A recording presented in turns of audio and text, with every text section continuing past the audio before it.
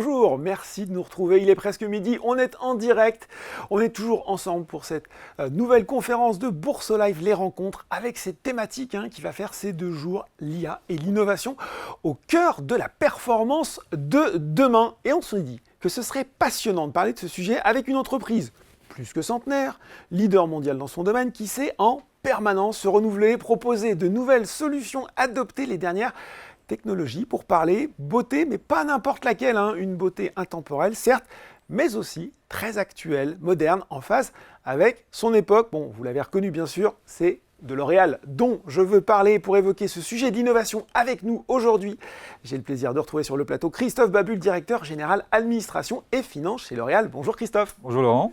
Alors, avant de rentrer dans le vif du sujet, on va forcément parler un petit peu des chiffres récents du groupe, mais surtout, on va commencer un petit peu comme d'habitude parce qu'on aime beaucoup cette vidéo, par cette vidéo donc de présentation de L'Oréal qui résume de la plus belle des façons tout ce qu'il faut savoir sur le leader des cosmétiques. C'est parti.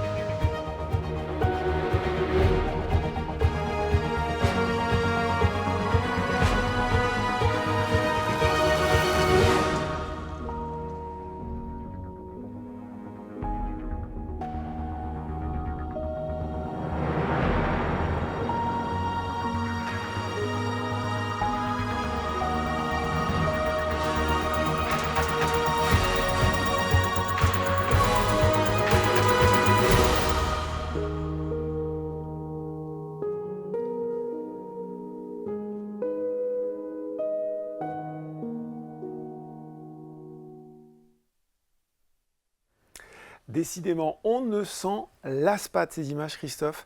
Il y a autre chose dont on ne se lasse pas, surtout quand on est investisseur du groupe, ce sont les performances financières métronomiques, je pourrais dire, de L'Oréal en 2023. Il n'y a pas eu d'exception à la règle, malgré un environnement, là encore, pas forcément simple. Vous allez nous l'expliquer. Bien sûr, Laurent. Bon, d'abord, c'est vrai que l'année 2023 est une année, je dirais, une grande année pour le groupe. C'était un grand cru et qui a démontré une fois de plus, finalement, sa résilience et l'agilité dans des contextes qui n'étaient pas forcément très évidents. Les chiffres clés, vous les avez vus, c'est plus de 40 milliards d'euros de chiffre d'affaires, c'est plus de 7 milliards de produits vendus, des profits aussi qui dépassent maintenant les 8 milliards. Et ce, voilà, dans 150 pays, avec 90 000 collaborateurs. Et l'année dernière, dans un contexte qui n'était pas toujours très facile, on a fait une belle croissance, 11% comparable. Donc, quand je dis une belle croissance, c'est quand même la meilleure croissance depuis plus de 20 ans, si je ne plus 2021 qui était le rebond du Covid. Et une belle croissance parce que finalement, c'est 1,4 fois la croissance du marché qu'on estime environ 8% cette année-là. Donc il y a toujours cette surperformance par rapport au marché, y compris dans un contexte, on peut le dire, qui restait inflationniste en 2023, Christophe, un petit peu. Oui, absolument. Et ce qui est intéressant aussi de souligner, c'est que c'est une croissance qui est solide parce que c'est à la fois une croissance en volume, donc ça veut dire qu'on gagne des consommateurs, et bien sûr en valeur. L'objectif étant bien sûr d'absorber toute cette inflation qu'on a vécue ces quelques années. Et l'enseignement, c'est finalement que cette croissance démontre encore une fois cette forme de résilience que l'on a, c'est-à-dire que quelles que soient les les événements qui secouent parfois les marchés, on arrive à être au rendez-vous et à continuer à croître de façon régulière. Oui. Et on le voit d'ailleurs dans les résultats du T1, du premier trimestre, on a fait une croissance non comparable à 9,4%. Donc on continue sur cette lancée, à continuer à chercher les relais de croissance, bien sûr, dans les nouveaux marchés, mais aussi s'appuyer sur la croissance qui reste assez dynamique dans les marchés. Dans les où vous êtes déjà bien implanté, mais finalement, finalement, voilà, il y a encore de la place pour grandir. On va avoir l'occasion d'en reparler. Les habitués de vos interventions le savent. Chez L'Oréal, la performance financière, elle ne va jamais, en tout cas, ce n'est pas la seule chose qui importe, elle ne va jamais sans la performance sociale et environnementale. Ça fait partie aussi des indicateurs maintenant que vous mettez à votre feuille de route. Oui, alors tout à fait, Laurent. Comme vous le savez, chez L'Oréal, la performance économique et l'exemplarité sociale et environnementale sont vraiment intimement liées. Et je dois même dire que ce sont ces deux piliers qui sont le fondement de notre stratégie de création de valeur durable. Et c'est ce qui, quelque part, guide aussi nos choix d'investissement sur le long terme. Alors, pour être un peu plus précis, quand on parle de contribution sociétale, on a nos propres indicateurs. Mais pour nous, ce qui est important, c'est d'abord de former les jeunes. On offre 25 000 opportunités aux jeunes de moins de 30 ans au niveau du groupe. C'est aussi l'accès à l'emploi. Donc on aide à travers le programme d'achat inclusif 93 000 personnes qui ont retrouvé un emploi au niveau mondial. Mais c'est aussi des investissements. On a des fonds notamment pour améliorer les écosystèmes dégradés. Ouais. On a un fonds de 50 millions d'euros qui investit justement pour la régénération de la nature. Et puis, on a aussi des fonds de dotation plus philanthropiques. Donc là, on est très fiers d'avoir accompagné plus de 2 millions de femmes, 2,5 millions d'ailleurs, qui sont dans des situations dites de grande vulnérabilité. Et à travers ce fonds, on aide des associations qui vont à la rencontre de ces femmes.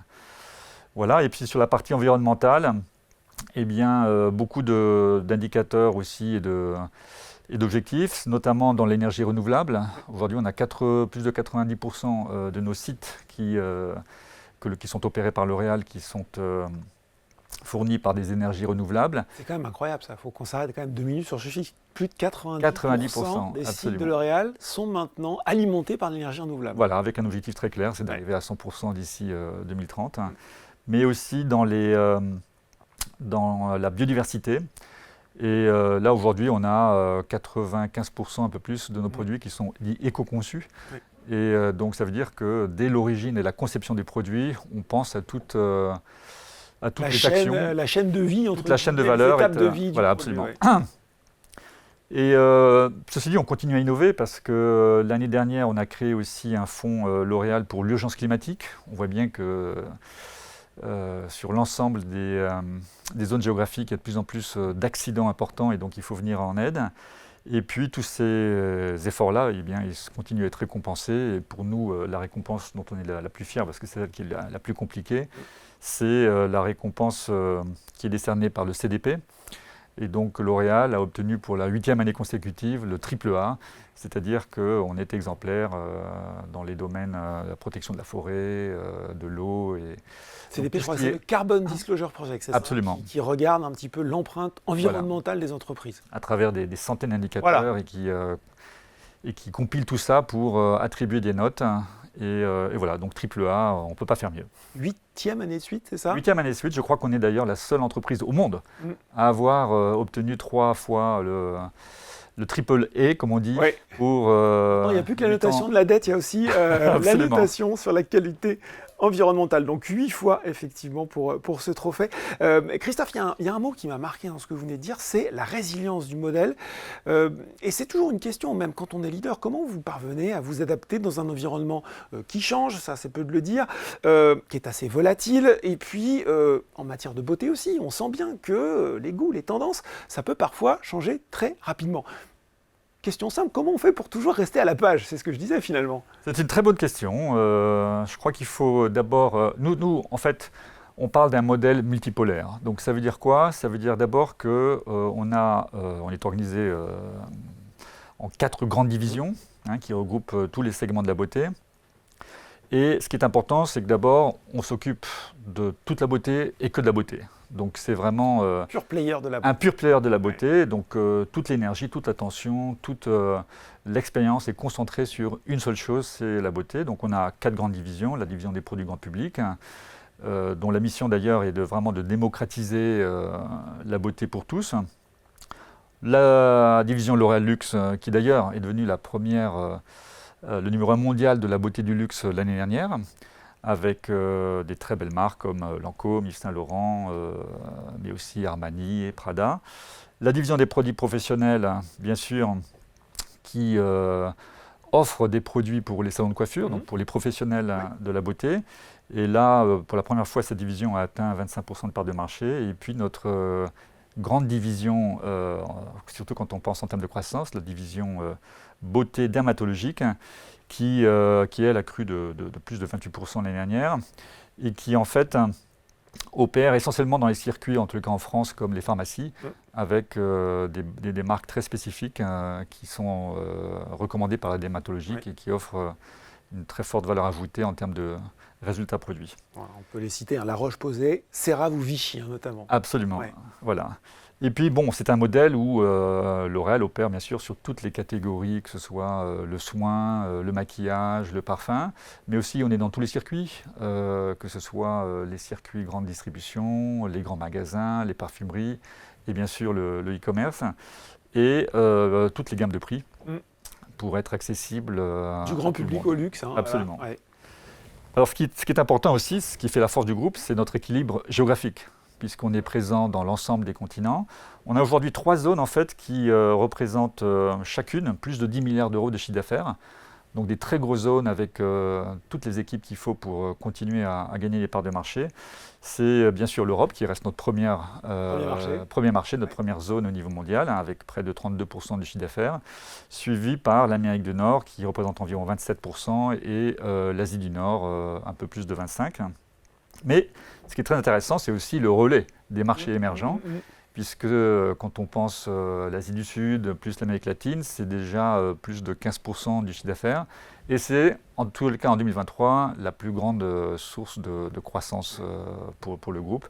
Ils ont pesé, les marchés émergents ont pesé 30% de la croissance du groupe. Donc c'est très important. Voilà, et ce qu'on appelle multipolarité, elle présent sur tous les circuits, sur toutes les zones, pour tous les publics finalement. Elle est couplée aussi par une grande agilité. Donc ça fait partie de la culture du groupe. Un groupe qui reste très entrepreneur, très à la conquête de nouvelles parts de marché et une très grande agilité dans l'exécution. Ça, c'est ce qui fait la force du groupe. On se définit d'ailleurs comme un modèle qui est stratégiquement centralisé, mais opérationnellement décentralisé. Donc on donne bien sûr toute la liberté d'action aux différentes zones pour prendre les bonnes décisions au bon moment. Bon, il y a l'agilité, l'adaptabilité, on vient d'en parler, c'est au cœur de notre sujet du jour. C'est aussi cette capacité à innover. On l'a vu un petit peu d'ailleurs, déjà dans le film, avec une innovation qui est récompensée par différents prix. Et là aussi, on a une clientèle jeune, de plus en plus connectée, qui veut quoi? Qui veut de la fluidité dans son expérience de choix, d'achat. Et puis dans le même temps, elle a aussi envie d'authenticité, avec des ingrédients naturels sourcés. Ça fait un paquet de sujets à traiter en même temps, ça j'imagine. Comment vous déployez chez L'Oréal l'innovation? Comment vous identifiez les secteurs et comment vous séquencez, priorisez un petit peu tout ça? Non, c'est une très bonne question. C'est vrai que tout à l'heure, j'ai parlé beaucoup de la multipolarité, donc c'est-à-dire le fait que L'Oréal soit présent dans tous les continents, dans toutes les catégories, dans tous les circuits. Ce qui est tout aussi important, et ça fait partie de la jeunesse du groupe, on est né dans la recherche et on reste très attaché à la recherche et à l'importance, on donne beaucoup d'importance à l'innovation. Donc c'est toujours notre capacité d'innovation qui fait notre succès et qui est porté par une ambition, c'est inventer la beauté du futur à l'aune des révolutions technologiques que l'on voit d'ailleurs de plus en plus s'accélérer. Qui peuvent débarquer dans nos vies au cours de 2023 et puis à la fin de l'année, tout le monde parle d'IA, en gros, pour faire simple. Alors quand on parle de recherche et innovation, eh bien, on s'appuie d'abord bien sûr sur notre grande équipe de chercheurs. Il faut savoir que la recherche chez L'Oréal, c'est une puissance qui est vraiment inégalée. C'est un investissement d'environ 1,3 milliard d'euros chaque année. C'est plus de 4000 chercheurs répartis sur l'ensemble de la planète. et qui sont dédiés d'ailleurs non seulement sur la recherche appliquée, mais même aussi sur la recherche dite avancée. Et pour donner un exemple, c'est plus de 600 brevets déposés en 2023. Donc on fait partie des 3 groupes leaders en France en matière de dépôt de brevets. Donc ça permet de se rendre compte un petit peu de l'importance qui est donnée sur ce sujet. Voilà, absolument. Alors cette recherche, elle s'appuie aujourd'hui sur deux grandes thématiques. Il y a d'une part toute la recherche qui est aujourd'hui focalisée vers les sciences vertes, je vais y revenir, et puis d'autre part la beauty tech. Alors pourquoi on parle de sciences vertes?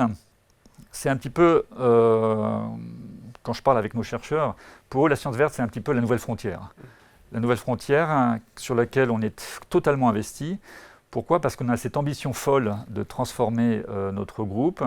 Et quand on parle de transformation dans le domaine de la recherche, c'est finalement progressivement sortir des ingrédients qui sont dits, qui sont issus de la chimie, de la chimie carbonée, d'accord, et d'explorer ce monde magnifique que nous offre la nature pour aller vers les sciences vertes et de développer des ingrédients qui sont issus de ces matières. De la nature finalement. De la nature. Dire, ouais. Et voilà, c'est une grande ambition. On souhaite que 95% de nos ingrédients soient dits biosourcés d'ici 2030. On a fait un bon morceau du chemin puisqu'on est à 65%, donc 2/3 du chemin a été fait. Mais c'est vraiment une grande ambition. C'est pas encore facile de trouver des solutions pour l'ensemble des ingrédients que l'on utilise aujourd'hui. Et puis pour les exploiter industriellement, parce que absolument. Là aussi il y a un gros défi. Ouais. Donc c'est là où il faut qu'on travaille avec d'autres acteurs. On est très impliqué sur différents fronts. On participe au développement de certaines startups dans lesquelles d'ailleurs on investit, mais aussi à travers des partenariats qui sont noués avec soit des startups, mais aussi des universités. Et d'ailleurs, parmi ces partenariats, pour donner un exemple concret, on a aujourd'hui un partenariat avec Algentech, qui est une startup française, et qui, grâce à ces technologies, permet à des cellules végétales de se transformer en usines vertes et donc de produire des ingrédients qui sont très utiles pour la cosmétique. Et donc c'est avec eux qu'on essaie de développer ces nouveaux ingrédients dits biosourcés et qui sont issus vraiment des sciences vertes. La nouvelle frontière, vous l'avez dit Christophe. Voilà pour les sciences vertes, mais il faut absolument que vous m'en disiez plus sur la beauty tech, parce que même si on l'a déjà évoqué, peut-être moins en détail que lors de cette intervention précise, je sens où c'est là qu'on va peut-être parler d'intelligence artificielle notamment. Alors effectivement, donc quand on parle de beauty tech, on parle de quoi? Eh bien finalement ce sont toutes les nouvelles technologies qui vont de la biotech, donc j'en ai un petit peu parlé tout à l'heure, donc les technologies qui sont issues des sciences vertes entre autres, à l'intelligence artificielle générative. Donc, ça y est, on y est. On y est. Et tout ça, finalement, ça révolutionne un petit peu l'univers des possibles. C'est ça qui est intéressant, c'est qu'on est vraiment en face de possibilités incroyables en termes de développement. Et nous avons vraiment décidé au niveau du groupe d'investir à grande échelle dans ces domaines-là pour profiter de ces nouvelles technologies et devenir finalement le champion de ce que l'on appelle maintenant cette fameuse beauty tech. Et être vraiment leader dans la création de la beauté du futur. Donc c'est quoi? C'est d'abord profiter de la data que l'on a, parce que ce sont 115 années maintenant de données qui ont été collectées. Il y a un petit peu de track record chez L'Oréal, voilà. on peut le dire. Et ça c'est important parce que c'est ce qui permet d'entraîner nos algorithmes et donc d'utiliser les technologies et d'aller encore plus loin. Et bien sûr de former tous les experts qui participent à cette révolution. Aujourd'hui, dans le groupe, on a plus de 8000 personnes qui sont des experts en technologie, qui sont des experts en digital, qui sont des experts aujourd'hui en intelligence artificielle, et ce sont eux, bien sûr, qui préparent ce que l'on appelle la beauté du futur. Et tout ça, on commence à en voir quelques exemples, et c'est pour ça que L'Oréal est présent désormais chaque année au fameux Consumer Show de Las Vegas. C'est la grande mecque de la technologie des États-Unis. C'est la plus grande messe qui existe aujourd'hui au niveau mondial. Et on est très fiers parce que lors de la dernière édition, on a eu un record de prix d'innovation, on en a eu 7. Et donc voilà, L'Oréal devient de plus en plus visible dans ce domaine-là de la biotech. Et bien justement, tiens, de plus en plus visible. Pour illustrer vos propos, Christophe, on a là aussi une vidéo qui résume en images ce que représente la beauty tech chez L'Oréal. Bon, je spoil un peu, moi j'ai déjà vu la vidéo, vous allez voir que c'est sacrément impressionnant. C'est tout de suite.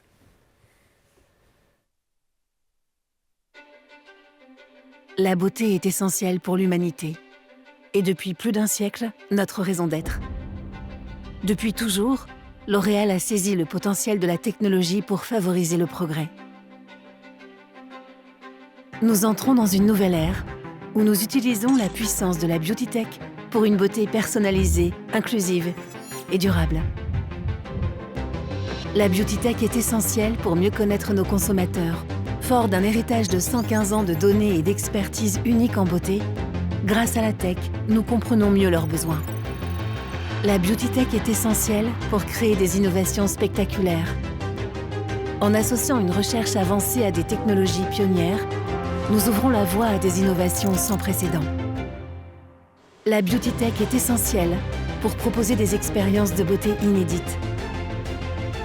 En imaginant des services qui guident, diagnostiquent et accompagnent, nous créons de la valeur pour nos consommateurs tout au long de leur vie. La beauty tech est essentielle pour optimiser le parcours de nos consommateurs. En exploitant la puissance de la tech, des données, de l'intelligence artificielle et générative, nous réinventons les codes de la beauté et la relation entre nos marques et nos clients. La puissance de la beauty tech pour une beauté personnalisée, inclusive et durable.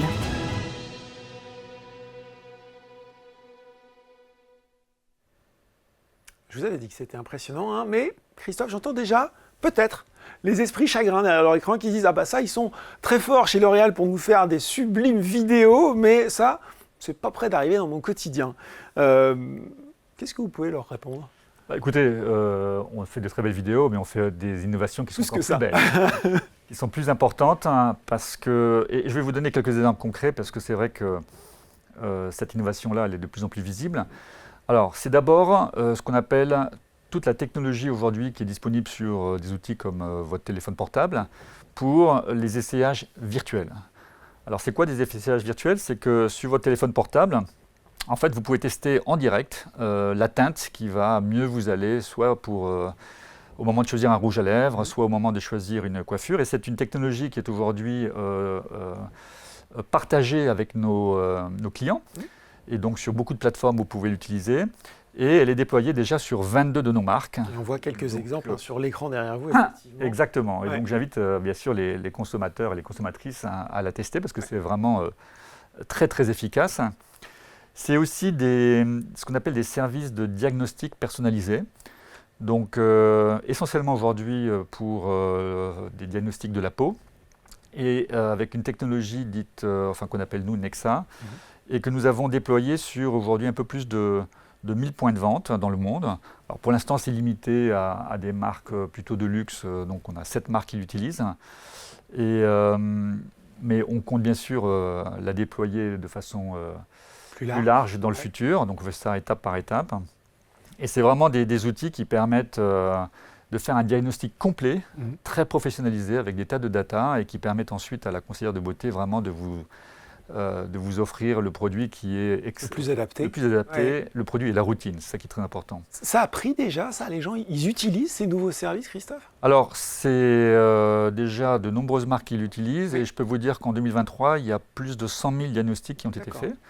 Et bien sûr, le taux d'adoption est très élevé, c'est-à-dire que le consommateur voit de façon très concrète le bénéfice de ce diagnostic. Alors, en matière d'innovation plus tech, quelques exemples. Je vais d'abord vous parler de Colorsonic. Donc d'ailleurs, j'ai vous l'avez pris avec vous. Colorsonic, voilà. C'est une invention de L'Oréal, et c'est ce qui va vraiment révolutionner l'expérience de coloration. Voilà, donc je le pose là, et d'ailleurs, vous pouvez voir, c'est un outil qui se présente comme ça. Vous l'ouvrez, vous mettez une cartouche, vous fermez l'outil, et ça va vraiment révolutionner l'usage de la coloration. On peut le mettre bien, voilà, pour qu'on puisse le filmer. Hop là.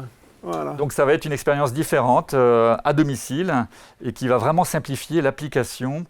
Donc avec ça, on va pouvoir gérer sa couleur tout seul, quoi. Absolument, absolument. Et ça de façon beaucoup plus facile. Et ça sera commercialisé à partir de juillet de cette année, en 2024.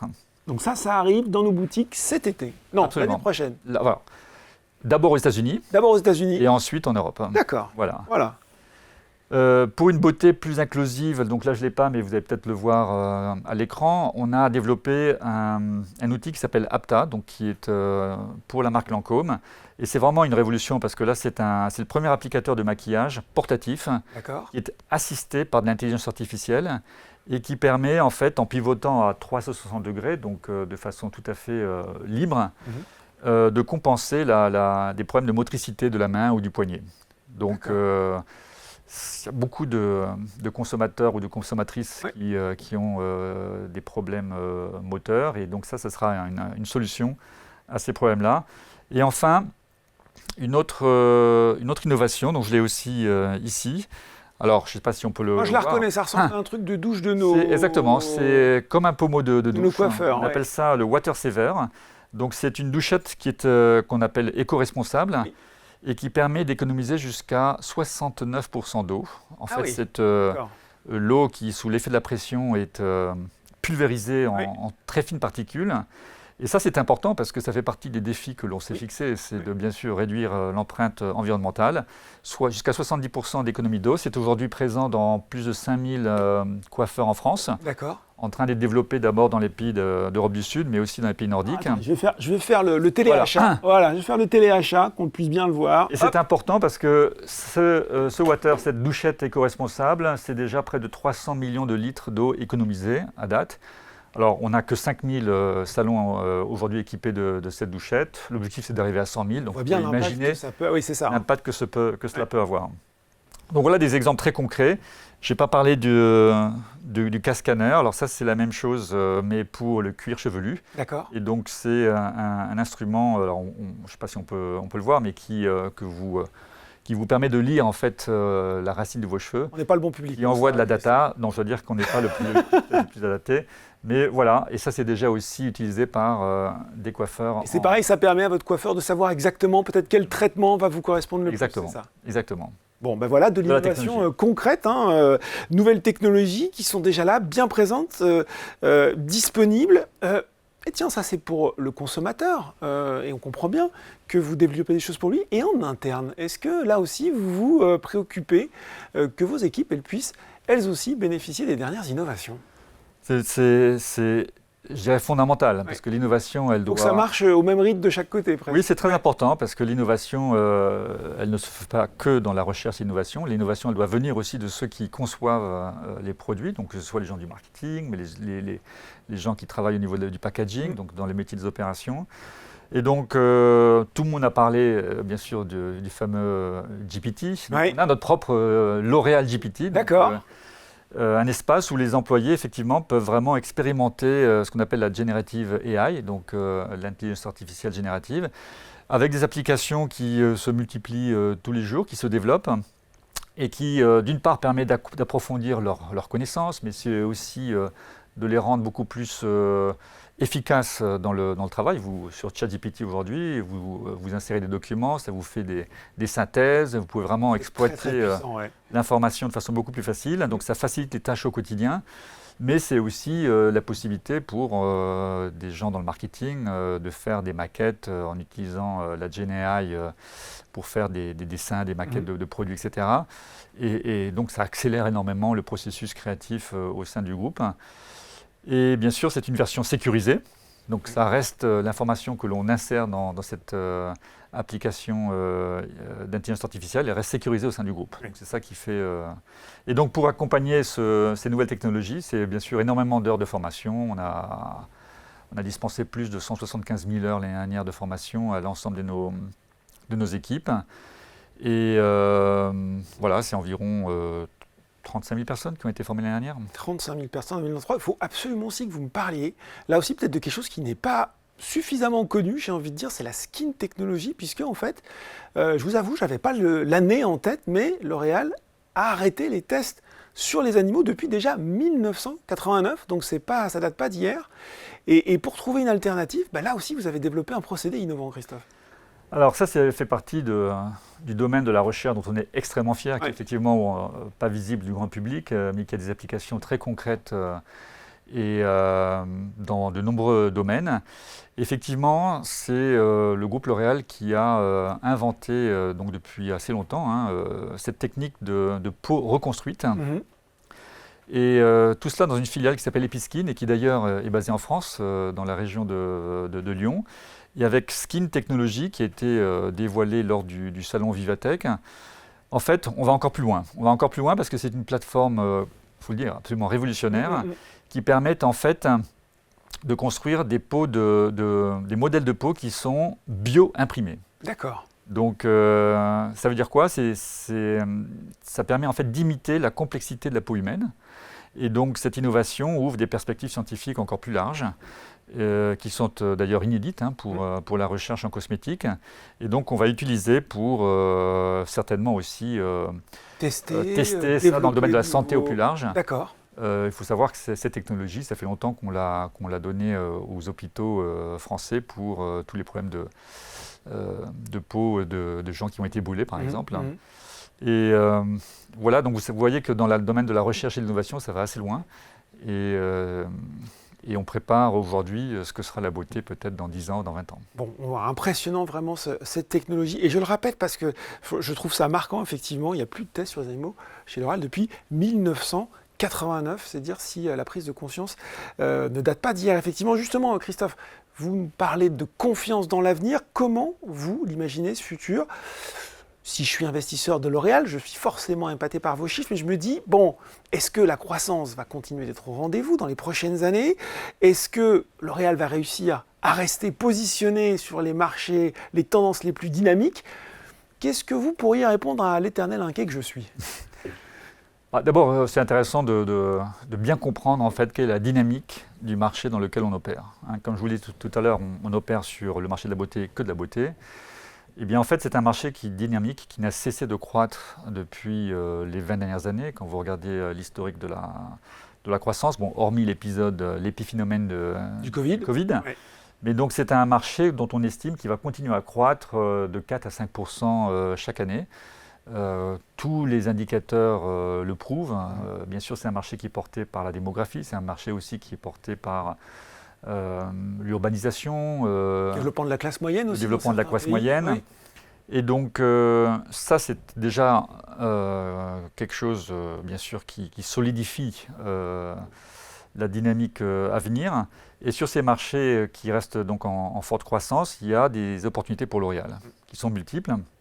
D'abord, quand on pense en termes de géographie, c'est d'abord les marchés émergents. Donc, ils sont en plein essor, avec une montée, comme vous le dites, de la classe moyenne. On estime qu'il y aura environ 800 millions de personnes qui vont avoir accès d'ici 2030 disons, au marché de la beauté en règle générale. Et en plus, on le voit bien, une attente de premiumisation de la part d'une grande partie des consommateurs. Pourquoi? Parce que dans les pays développés, eh bien, les gens veulent toujours plus, et c'est normal, parce qu'il y a aussi le vieillissement de la population qui fait que les attentes évoluent. Et au-delà de ces considérations, disons, purement géographiques, il y a aussi le fait que la beauté demeure vraiment un sujet de société qui irrigue les discussions au quotidien. Et ça, on le mesure. Donc la mention beauté dans les réseaux sociaux, c'est plus de 440 milliards de mentions de façon annuelle dans les réseaux sociaux. Donc c'est le sujet numéro 1 de discussion au niveau planétaire. Donc c'est pour vous dire à quel point ce besoin de beauté, cette universalité de la beauté reste quelque chose de socialement très implanté dans toutes les cultures du monde. Donc voilà, et donc dans ce marché-là qui va rester en croissance, nous on a une opportunité unique, c'est bien sûr le fait d'avoir le plus beau portefeuille de marques aujourd'hui au niveau mondial, avec 37 marques internationales. Vous les connaissez, la plus importante d'entre elles c'est L'Oréal Paris. L'Oréal Paris c'est la première marque de beauté dans le monde, et c'est vrai dans pratiquement tous les pays, donc c'est vraiment la marque phare, avec plus de 7 milliards d'euros de chiffre d'affaires, mais c'est aussi des marques américaines comme Maybelline New York, ou les grandes marques qui viennent d'Europe que sont Lancôme, Kérastase, Yves Saint Laurent, Armani.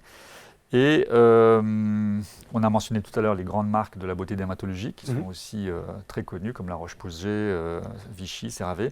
Et puis bien sûr, de temps en temps, des acquisitions ciblées, la dernière en date étant bien sûr la marque Aesop, Oui. qui a intégré le portefeuille au dernier trimestre de l'année dernière. Voilà. Donc des marques, une grande agilité industrielle, on a presque 40 usines, dont d'ailleurs 11 qui sont basées en France. Et puis, j'aime à rappeler aussi l'importance de la culture du groupe, cette culture fondée sur l'entrepreneuriat d'un côté, mais aussi une forme d'agilité qui fait qu'on arrive toujours à être présent sur tous les territoires, dans tous les circuits, avec des produits qui répondent aux attentes des consommateurs. Ouais. Forcément, dans cet entretien, on va le terminer là, mais on a parlé innovation, on a parlé nouveaux marchés, on a parlé tech, croissance, on ne peut pas finir sans évoquer le parcours de l'action L'Oréal. L'occasion peut-être de rappeler en guise de conclusion tous les avantages qu'il y a à être ou à devenir actionnaire de L'Oréal. Et j'ajouterais même investisseur dans une optique de long terme pour là aussi partager la vision à long terme du groupe. Vous avez raison, parce que bon, toute cette performance, ce qui est intéressant après ça, c'est qu'elle se retrouve dans la création de valeur aussi. Et dans la création de valeur. Donc vous me tendez la pêche pour rappeler un petit peu quelques éléments, mais qui sont très importants pour nos investisseurs. Je parle directement là aux actionnaires, puisqu'on a 340 000 actionnaires individuels, donc c'est quand même beaucoup d'actionnaires qui suivent le titre. Donc c'est d'abord un dividende qui est en hausse continue depuis 1978. Il n'y a guère que l'année du Covid où on a maintenu le dividende au même niveau, mais c'est toujours un dividende qui est en croissance. L'année dernière, il a augmenté de 10%, donc on a versé un dividende de 6,60 €. Et d'ailleurs, pour rappel, l'année précédente, il avait déjà augmenté de 25%. Et en plus, ce qui est important à savoir, c'est qu'on donne une prime de fidélité. Donc une prime de fidélité qui donne droit à 10% de dividendes additionnels. Et ça, c'est lorsque un actionnaire individuel met ses actions nominatives pendant plus de 2 ans. D'accord. Et donc il y a ce petit bonus. Ce petit bonus. Ce petit cadeau qui fait supplémentaire. bien au portefeuille. Ouais. Et je tiens aussi à le souligner, un rendement pour l'actionnaire, quand on regarde, en tout cas c'était les derniers chiffres que j'ai en tête, c'est à fin mai, c'est un rendement de plus de 15% annuel, quand on regarde ça sur la dernière période de 5 ans, et pratiquement le même quand on regarde ça sur la même période de 10 ans. Donc 15% de rendement total pour l'actionnaire par an. Je crois que c'est le message de la fin qui permet de mesurer la création de valeur, parce que voilà, lorsque en 2014 vous investissez 15 000 € dans le titre L'Oréal, et bien aujourd'hui ça fait plus de 64 000 €. Donc ça donne un petit peu la perspective de croissance quand on est actionnaire. Bon ben voilà, innover pour créer la beauté qui fait avancer le monde. Vous me pardonnerez Christophe, j'ai un petit peu adapté la raison d'être du groupe pour conclure cet entretien avec vous. Merci beaucoup Christophe. Merci beaucoup Laurent. Alors pour tous ceux qui comme moi ont été épatés par le volet Beauty Tech, on peut retrouver plein d'infos supplémentaires sur les sujets évoqués sur le site de L'Oréal, et puis on mettra bien sûr le lien directement avec le replay de cette vidéo. C'est la fin de cet entretien. C'est aussi la pause déjeuner pour Bourse Live les rencontres. Merci beaucoup d'avoir été avec nous. On retrouvera déjà, première précision, L'Oréal demain dans une table ronde à 14h30 qui a pour thème les entreprises et la révolution IA. Et on se retrouve tout à l'heure cette fois-ci pour une autre table ronde qui s'appelle Grandir avec l'innovation, faire grandir l'innovation, avec le plaisir de vous retrouver tout à l'heure. Merci.